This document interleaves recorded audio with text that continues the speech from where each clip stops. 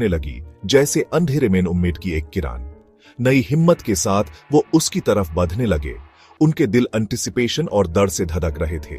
जैसे ही वो करीब पहुंचे, उनके सामने एक अजीब नजारा आया।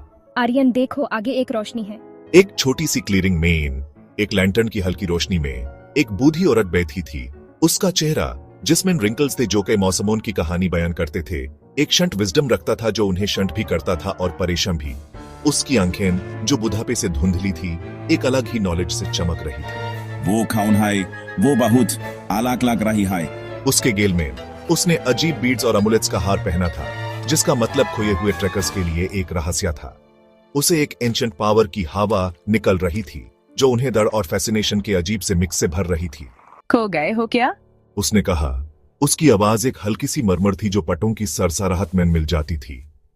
उसके होंठ पे एक अजीब सी जाने वाली मुस्कान थी, जैसे वो उनके आने का इंतजार कर रही थी।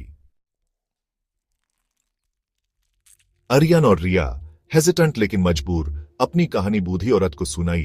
उनकी आवाजें थकन और दर्द से कांप रही थीं। हम खो गए। हुमेन लगा हम संभल लेंगे, लेकिन जंगल ये ऐसा है जैसा हमने कभी नहीं देखा। हम इतने कॉन्फिडेंट थे, लेकिन अब हम दार गए हैं। जंगल बास हम पर चा रहा है। बूढ़ी औरत ध्यान से सुनती रही। उसकी नजर उनके चेहरों से हटी नहीं, जैसे वो उनकी आत्मा की गहराई को पाद रही हो। जब वो खत्म हुए तो वो हल्के से हंसी, एक ऐसी आवाज जो क्लीयरिंग की खामोशी में अजीब लगी। ये जंगल उनकी परीक्षा लेता है जो इसके एरिया में आने की हिम्मत करते हैं। ये सच को खोलना चाहता है जो अंदर छुपा हुआ है। अपने पुराने शॉल के अंदर से उसने एक पर्चमेंट का टुकड़ा निकाला, जिसके किनारे पुराने थे। यह एक मैप था, लेकिन ऐसा जैसा उन्होंने कभी नहीं देखा था। फेमिलियर लैंडमार्क्स और पाथ्स की जगह इस पर अजीब सिंबल्स और मार्किंग्स थे, जिनके मतलब समझना मुश्किल था। बूढ़ी औरत ने कहा। उसकी आवाज एक विस्पर की तरह थी। यह मैप तुम्हें जादुई तलब तक ले जाएगा। वहां तुम्हारी परीक्षा होगी। सच बोलो और तलब तुम्हें जंगल से बाहर निकलने का रास्ता दिखा देगा। झूठ बोलो और जंगल तुम्हें हमेशा के लिए रख लेगा। एक आखिरी रहस्यमयी मुस्कान के साथ बूढ़ी औरत गायब हो गई।